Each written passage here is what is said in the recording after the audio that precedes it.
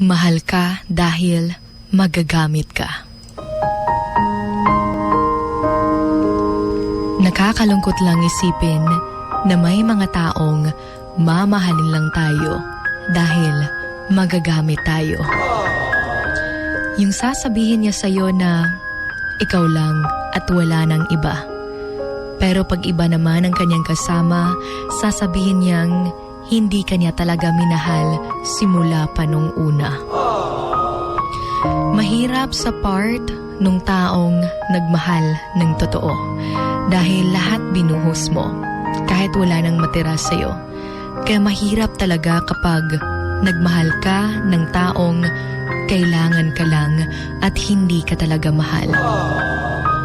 Dahil hanggang sa mga magagamit ka, ay gagamitin ka talaga hanggang sa maubos.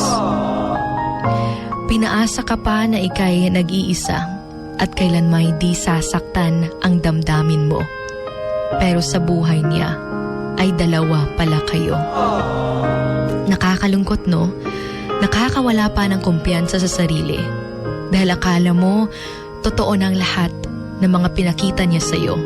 Pero unti-unti ka lang pala niyang inuubos. Pati yung mga pangarap mo, gumuho dahil sa kanya. Sa kadahilan ng mahal na mahal mo siya.